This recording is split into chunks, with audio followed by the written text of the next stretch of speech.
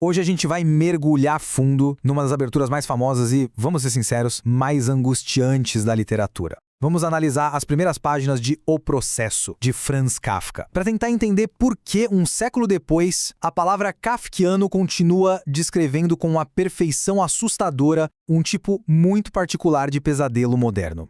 E pronto. Começa assim. Com essa frase, Kafka joga a gente direto num mistério. Sem contexto, sem explicação, nada. Só uma acusação sem crime e uma prisão que nem parece prisão. É o gancho perfeito, que já dá o tom de tudo o que vem pela frente. E essa tal detenção bizarra não tem nada a ver com celas ou algemas, como seria de se esperar. Na verdade, é sobre a demolição completa da lógica e da normalidade na vida de um homem. Pensa numa rotina normal de manhã. Agora, imagina essa rotina virada de ponta cabeça.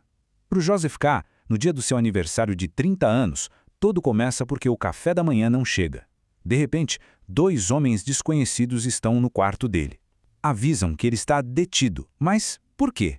Não podem dizer. E o cúmulo do absurdo. Eles comem a comida dele e depois dizem que ele pode ir trabalhar como se nada tivesse acontecido. A realidade ali começa a se desfazer.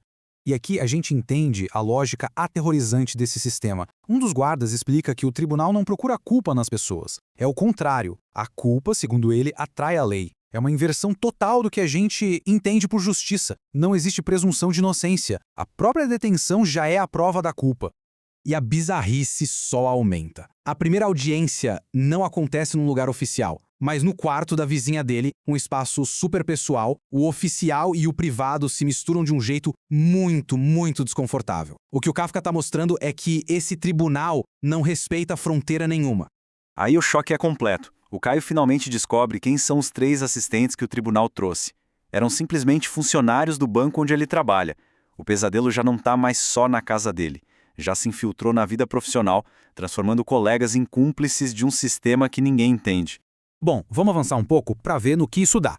Depois dessa detenção estranhíssima, K é chamado para o seu primeiro interrogatório oficial. E é aí que a busca por justiça vira uma viagem pelo completo absurdo.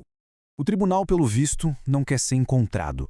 O Kakeroy recebe um endereço vago, num bairro pobre, sem nenhuma placa, nada. Ele tem que subir andar por andar, inventando uma desculpa, procurando um marceneiro que nem existe, só para poder dar uma espiada nos apartamentos.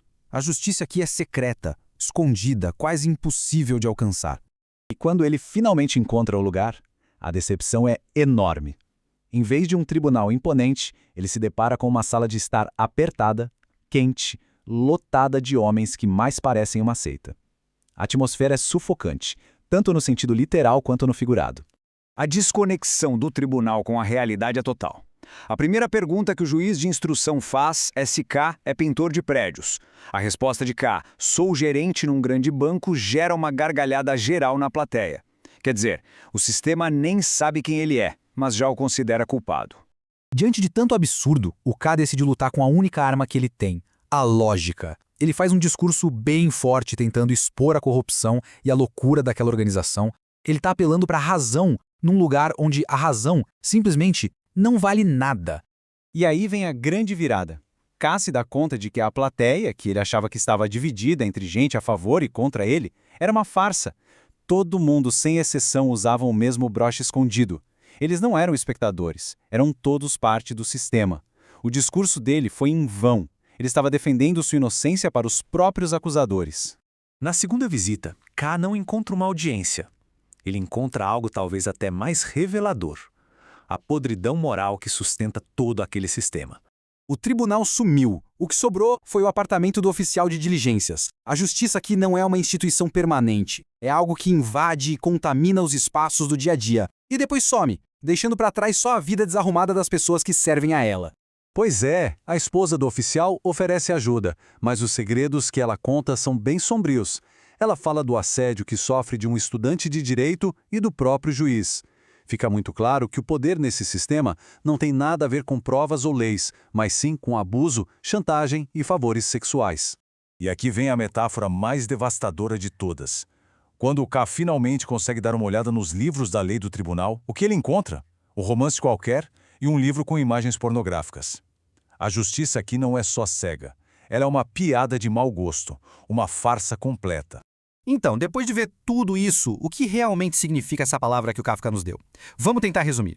Basicamente, kafkiano descreve exatamente esse tipo de cenário, uma realidade de pesadelo onde a burocracia é um labirinto sem saída e a lógica não tem vez. É a experiência de estar preso numa engrenagem que não dá para entender e muito menos combater. Os elementos são bem claros, né?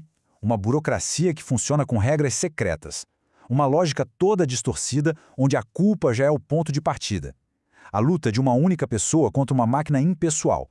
E, acima de tudo, aquela sensação de que o absurdo virou um novo normal, o que gera uma ansiedade que paralisa. Essa é a essência do pesadelo kafkiano.